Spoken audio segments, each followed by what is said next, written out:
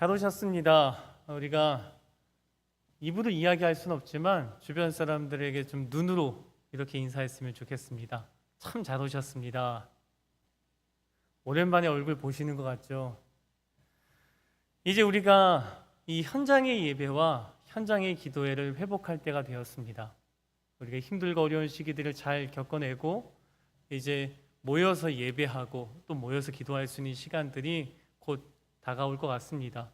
이때 우리가 현장에서 드려지는 예배와 또 현장에서 드려지는 기도가 얼마나 힘이 있고 또 얼마나 능력이 있는지 우리가 손수 보여주고 또 함께 동참하기를 권면하는 우리 귀한 성도님들 되셨으면 좋겠습니다. 지금 우리가 2년의 시간 동안 잘 견뎌내고 참고 있습니다.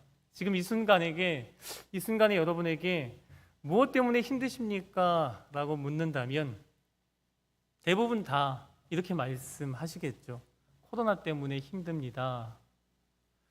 근데 코로나 때문에 힘들다라는 것은 참 막연한 대답인 것 같습니다. 이제 제 스스로에게도 물어봤어요. 너는 뭐 때문에 지금 이렇게 힘들지? 코로나가 왜 너를 힘들게 하지? 라는 질문을 해보았습니다.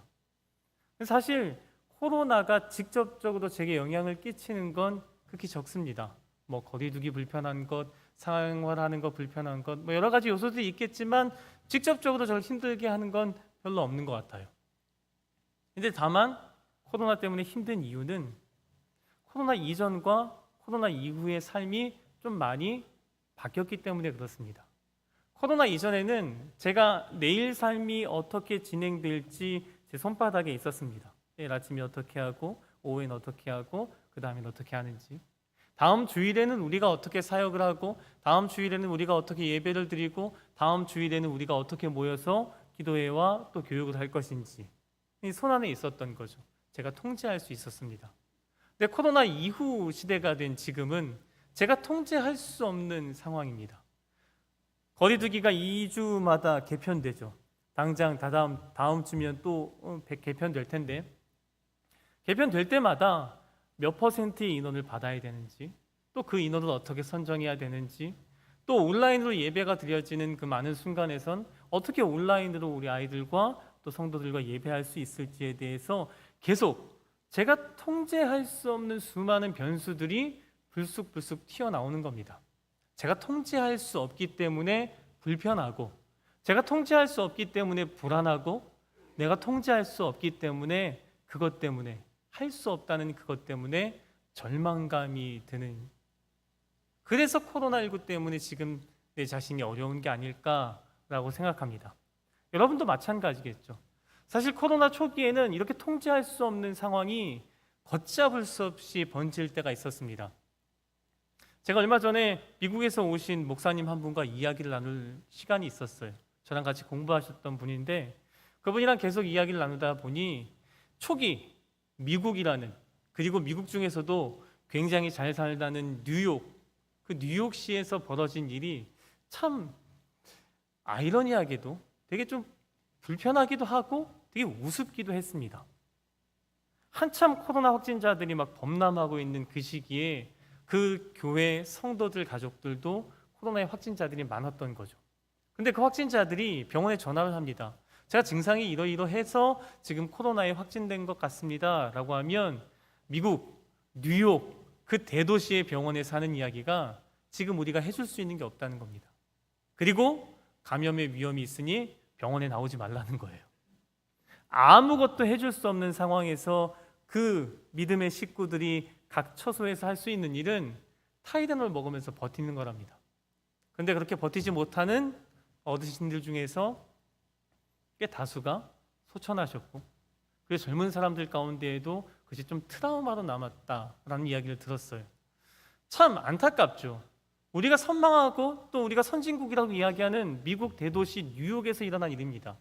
통제하지 못하니까 절망하고 불안해지는 거죠. 요즘 백신에 대한 두려움 또한 많습니다. 이제 백신 접종이 계속 확산되면 확산될수록 부작용에 대한 뉴스들이 굉장히 많죠. 그래서 제 주변에도 백신을 안 맞겠다라는 분들이 더러 있습니다.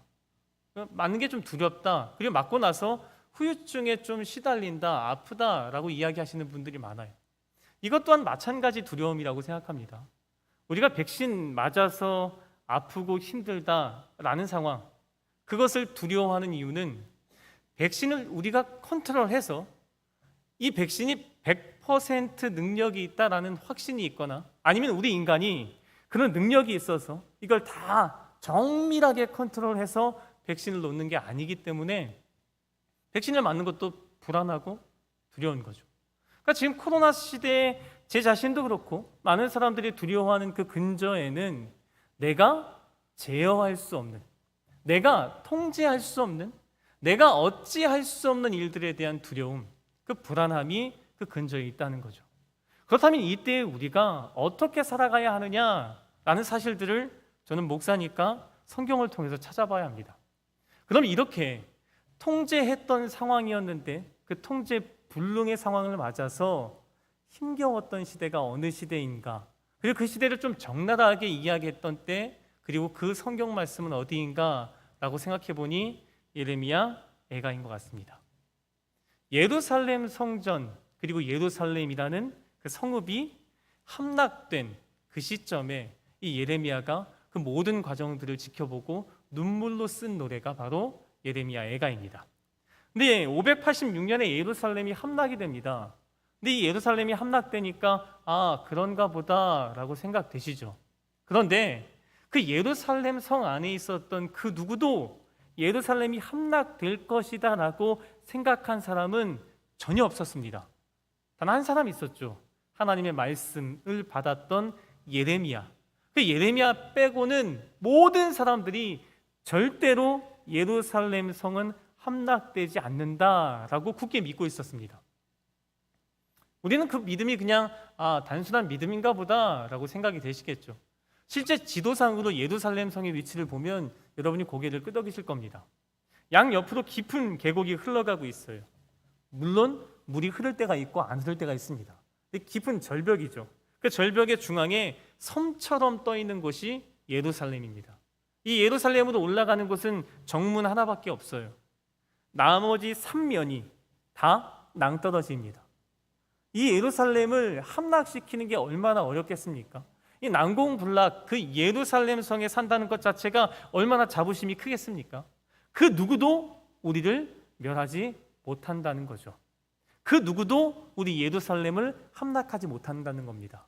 그 사람들에게는 자신의 삶의 터전이 자기의 손바닥 안에 있습니다. 우리가 다 통제할 수 있고 우리가 다 방어할 수 있습니다. 그뿐입니까? 그 예루살렘 성읍 안에 뭐가 있죠? 성전이 있습니다. 성전 안에는 하나님이 계시죠. 이 세상을 만드시고 이 세상을 다스린다라고 믿는 하나님께서 거기에 계십니다. 거기 계신 하나님, 그리고 난공불락의 예루살렘 성, 이 모든 것이 그 안에 있는 사람들에게는 다 통제할 수 있는, 그리고 자기가 모든 걸 다 방어할 수 있는 시설입니다. 그리고 믿음의 근간이었죠. 그런데 이 예루살렘 성이 함락됩니다. 근데 그 함락하는 과정이 꽤 길죠. 무려 18개월이나 걸립니다. 바빌론 느부갓네살 왕에게 침략당해서 18개월 동안 버티다가 끝끝내 물과 식량이 없어서 끝내 함락되게 되죠. 근데 여러분이 바빌론이 힘이 없었나 보다, 18개월이나 어떻게 그걸 못 이겨? 라고 생각하실 텐데, 나중에 시간이 되신다면 EBS의 바빌론이라는 특집 다큐멘터리가 있습니다. 한번 보십시오. 보실 만한 어떤 가치가 있습니다. 왜냐하면 우리는 성경상에 바빌론 하면 그냥 나쁜 나라, 그냥 악한 나라, 예루살렘을 함락시킨 나라라고 알고 있지만, 당대 바빌론은요, 우리가 바라보는 미국보다 훨씬 더 선진국입니다. 도시, 물, 그리고 전쟁, 무기, 이런 것들이 예루살렘, 이스라엘과는 비교할 수 없을 만큼 뛰어난 곳이 바빌론입니다. 이 바빌론의 느부갓네살 왕이 무려 18개월 동안 걸렸다는 것은 이 예루살렘 성이 얼마나 완고했는지, 견고했는지, 난공불락인지를 더 증명하는 거죠. 근데 끝내 함락되었습니다. 함락되었을 때의 심정이 어땠을까요? 지금 우리가 코로나 전과 코로나 후를 사는 것처럼 코로나 전에는 우리의 삶을 우리가 제어할 수 있었습니다. 우리의 삶을 우리가 통제할 수 있었죠. 예측할 수 있었습니다. 근데 지금은 예측 불가능하고 통제할 수 없고 그것 때문에 불안하고 스트레스를 받습니다. 마찬가지로 우리보다 더한 스트레스가 예루살렘 주민들에게 있겠죠. 이제 더 이상 난공불락 예루살렘에 살지 못합니다. 이제 더 이상 하나님이 계신 그곳에 살지 못하는 거죠. 그리고 그들 마음 가운데에는 한 가지 퀘스천 마크가 있습니다. 질문이 있는 거죠. 절대 망할 수 없는, 하나님이 함께 계시기에 절대 망할 수 없다고 믿었던 그 예루살렘 성이 망해버린 겁니다. 왜지? 하나님이 힘이 없으신가? 하나님이 내가 진짜 믿고 있는 그 하나님이 아니신가? 하나님이 저 바빌론의 신 마르둑에게 지는 존재인가? 라는 수많은 질문들이 있겠죠. 그리고 그 질문들과 함께 내가 통제하고 제어하지 못하는 수많은 일들이 이제 당장 내일부터 펼쳐질 겁니다. 거기서부터 수많은 사람들이 바빌론으로 포로로 끌려가게 될 것이고요. 그리고 어떤 사람들은 거기서 죽임을 당하게 될 것입니다.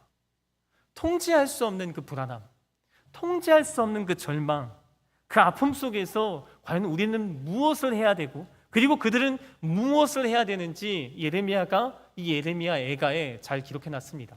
특별히 1장을 보면 두 가지가 반복이 되고 있어요. 이 두 가지를 통해서 우리가 통제할 수 없는 이 불편함과 불안함 속에서 우리는 이렇게 살아야 되겠구나, 이런 걸 해야 되겠구나라는 사실들을 깨달아 알 수 있습니다. 구절이 좀 많은데 제가 한번 읽어드릴게요. 2절에 보면 밤에는 슬피 우니 눈물이 뺨에 흐름이요 사랑하던 자들 중에 그에게 위로하는 자가 없고 친구들도 다 배반하여 원수들이 되었도다. 7절을 볼까요? 그의 백성이 대적의 손에 넘어졌으나 그를 돕는 자가 없었고 대적들은 그의 멸망을 비웃는도다. 그를 위로하는 자가 없고 그를 돕는 자가 없습니다. 9절을 볼까요? 그의 더러운 것이 그의 옷깃에 묻어 있으나 그의 나중을 생각하지 아니하며 그러므로 놀랍도록 낮아져도 그를 위로할 자가 없도다. 16절 볼까요? 이로 말미암아 내가 우니 내 눈에 눈물이 물같이 흘러내림이요 나를 위로하여 내 생명을 회복시켜 줄 자가 멀리 떠났음이로다. 17절도 볼까요? 시온이 두 손을 폈으나 그를 위로할 자가 없도다. 21절도 똑같습니다. 그들이 내가 탄식하는 것을 들었으나 나를 위로하는 자가 없으며. 지금 예레미야 애가 1장에는 계속해서 많이 반복되는 것이 있죠. 나를 위로하는 자가 없다는 겁니다. 나를 도울 자가 없다는 거죠. 여기서 위로한다는 것은 단순히 상대방의 마음에 공감하고 또 그 마음에 같이 슬퍼하는 것, 이것을 이야기하는 게 아닙니다. 여기서 위로한다는 것은 상대방이 처한 상황이 있죠. 그 상황이 어떤 상황이죠? 내가 통제할 수 없는 상황입니다. 내가 제어할 수 없는 상황이고 내가 이겨낼 수 없는 상황입니다. 그 상황을 변화시켜 줄 수 있는 능력이 있는 존재, 그 존재가 바로 위로하는 자, 위로하는 사람이라는 겁니다. 그런데 그런 사람이 없는 거죠. 지금 내가 통제할 수 없는 그 상황을 내가 아닌 다른 사람을 빌어서 무언가 해결해 보고자 했지만 되지 않는 겁니다. 실제로 남유다가 굳게 믿고 있었던 예루살렘 성과 그 안에 성전 말고도 또 하나 믿었던 게 있습니다. 뭔지 아십니까? 참 우습죠. 예전에 이집트의 노예였음에도 불구하고 그들은 여전히 강대국을 이집트라고 생각해서 이집트에게 원조를 청합니다. 그리고 이집트도 사실 남유다에게 내가 도와주겠다라고 약속을 했죠. 그런데 이집트가 상상했던 것 이상으로 바빌론이 강대국이었던 겁니다. 이집트가 원조하겠다, 내가 도와주겠다라고 약속했지만 멸망하는 그날에 손을 내밀지 않았습니다. 우리가 이것을 보면서 알 수 있는 사실들이 있죠. 그리고 여러분은 저보다 인생을 훨씬 더 많이 사셨으니까 저보다 뼈저리게 느낄 겁니다. 여러분, 믿을 만한 사람들이 많습니까? 여러분은 의지할 만한 사람들이 있습니까? 아니, 세상의 어떤 것들, 사람으로 국한시키지 말고 재물, 돈, 건강, 아니면 집, 가정, 이 수많은 것들이 있습니다. 인간이 의지하고 붙들 수 있다라고 생각하는 것들이요. 그런데 과연 그런 것들이 여러분이 정말 힘든 그 순간에, 여러분이 통제할 수 없고 여러분이 제어할 수 없는 그 상황이 닥쳤을 때 과연 그런 것들이 여러분에게 도움을 주던가요? 여러분을 그 모든 상황을 극복할 수 있게 해주던가요? 물론 일면은, 아주 조금은 그럴 수 있을 겁니다.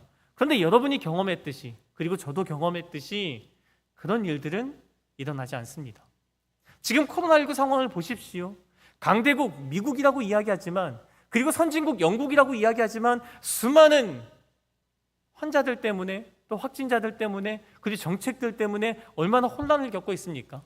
뭐 우리나라도 마찬가지 아닙니까? 아무리 잘한다라고 이야기하지만 수많은 혼란들이 그 안에 존재하고 있지 않습니까? 그것을 100% 신뢰하기는 어렵지 않습니까? 마찬가지로 지금 남유다가 그 예루살렘 성이 함락되는 그 순간까지도 붙들고 있었던 건 난공불락의 예루살렘 성, 그 안에 계셨던 하나님의 성전, 그리고 이집트라는 강대국이었습니다. 이제 이들이 우리를 도와줄 것 같다, 이들만 있으면 우리는 절대 무너지지 않는다라고 믿었지만 결국 무너졌습니다. 그들을 위로해 줄 사람, 그들의 통제할 수 없는 그 상황을 변화시킬 수 있는 존재는 단 하나도 없었다는 겁니다. 우리는 이 사실을 명심해야 돼요. 우리가 지금 코로나 때문에 2년의 시간 동안 흘러가고 있습니다. 흘러가는 중에 안타까운 것은 우리의 신앙 또한 점점 더 쇠퇴하고 있다는 겁니다. 여러분 지금 무엇을 붙들고 계십니까?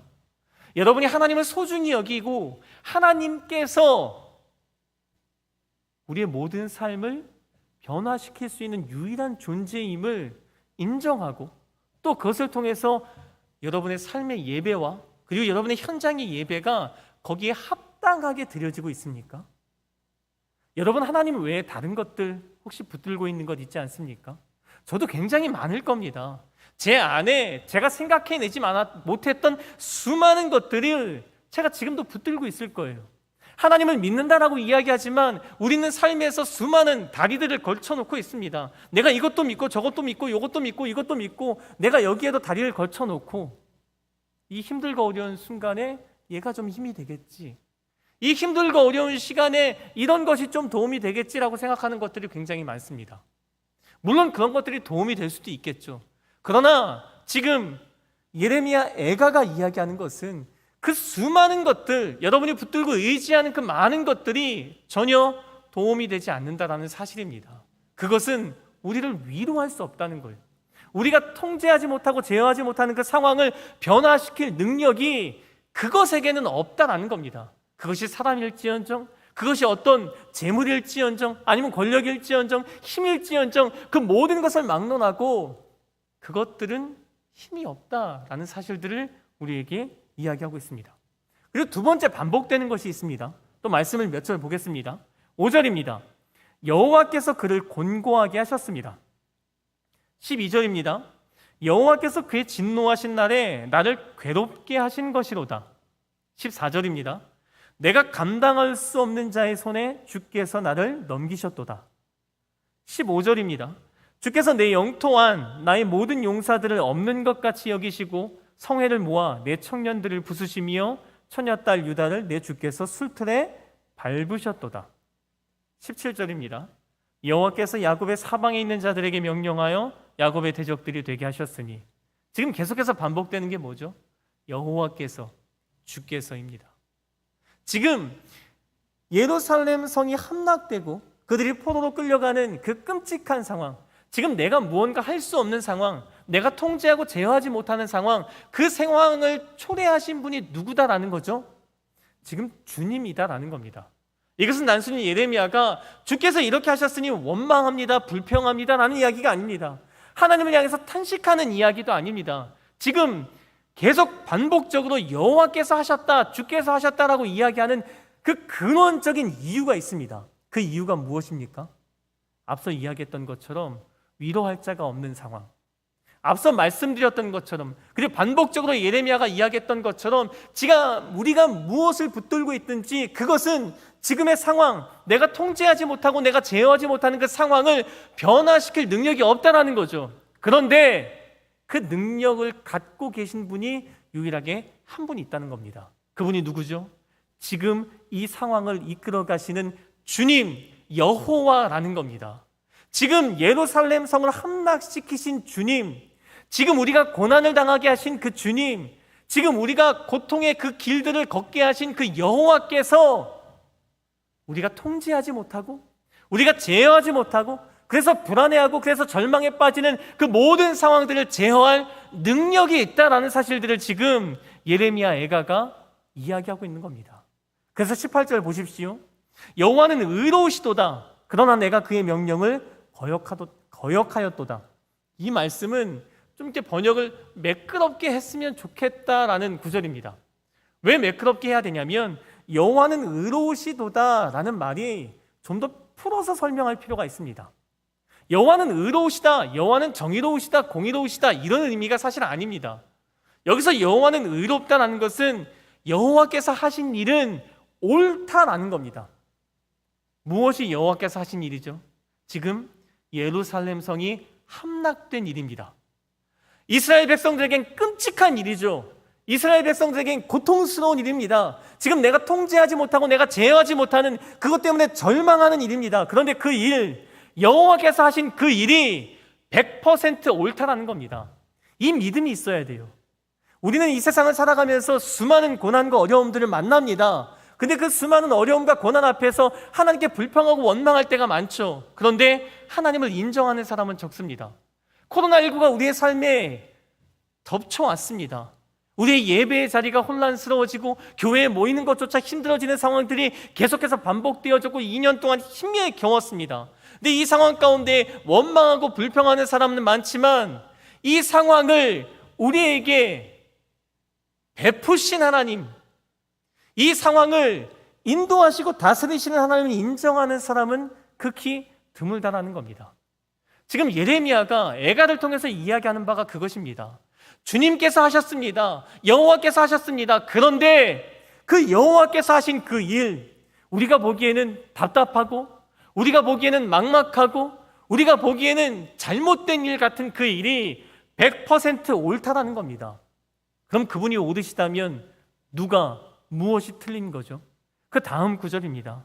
그러나 내가 그의 명령을 거역하였도다. 하나님의 백성이 틀렸다라는 겁니다. 만약 우리가 고통 가운데, 만약 우리가 어려움 가운데 하나님께서 우리 가운데 시련을 허락하신다면 그 시련 가운데는 분명한 이유가 있다는 겁니다. 그 시련에 합당하냐 합당하지 않느냐라는 것은 우리가 선택하고 판단할 문제가 아닙니다.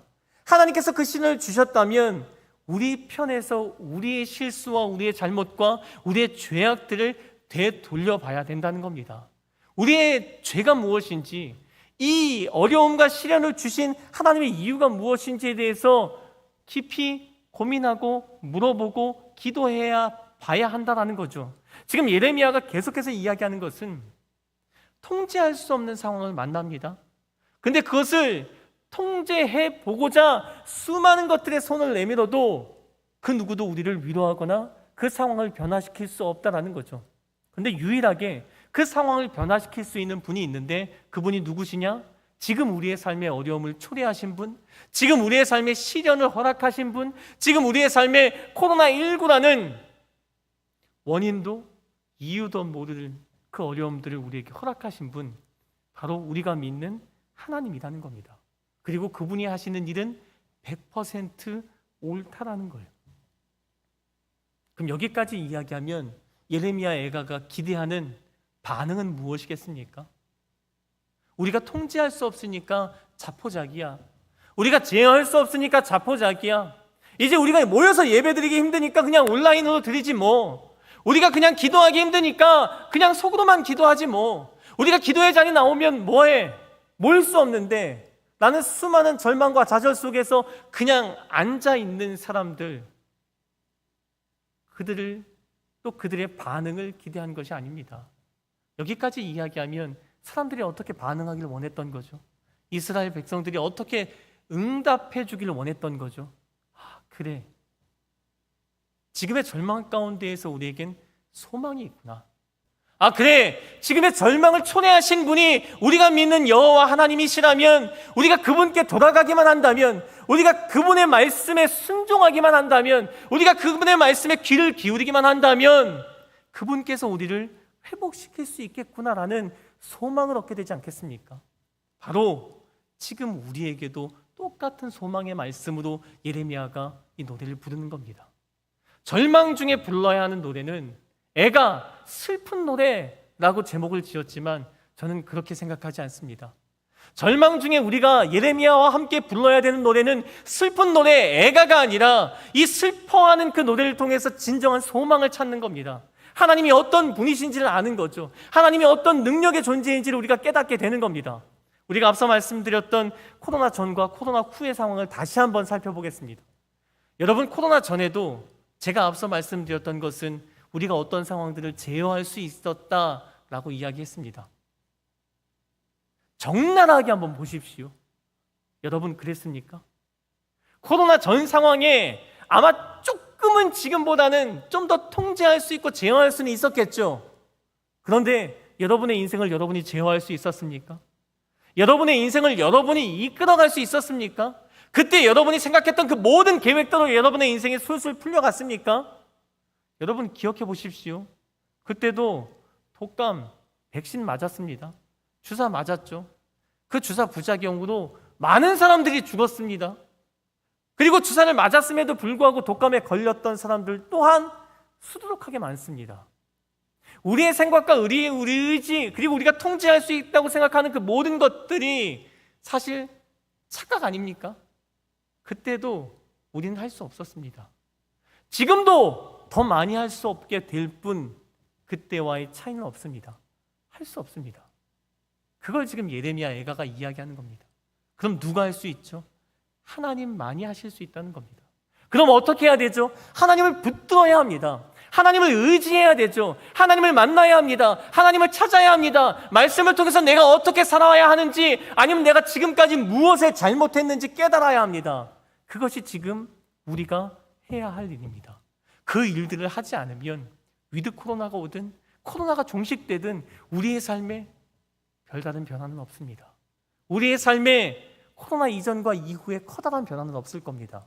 그러나 지금 이 순간에 우리가 하나님의 말씀 앞에 우리의 삶을 비춰보고, 그리고 하나님만이 소망이시라는 그 사실을 진심으로 붙들고 하나님을 찾고 하나님을 의지하고 하나님께 매달렸는 그 시도를 할 때 비로소 코로나가 끝나는 그 상황에 우리는 하나님께서 주시는 복이 무엇인지, 하나님께서 베풀어 주시는 회복이 무엇인지에 대해서 경험하고 또 고백할 수 있게 될 것입니다. 그러니 여러분, 우리가 위드 코로나, 코로나의 종식이다, 이런 코로나 마지막 시대를 살고 있습니다. 이 마지막 시대에 이제 우리가 힘써 여호와를 찾으십시오. 지금까지 조금 처져 있던 신앙, 지금까지 조금 내버려뒀던 신앙, 어쩔 수 없었어라고 생각했던 그 모든 것들을 이제는 다 덮어두시고 다시 한번 시작해 보십시오.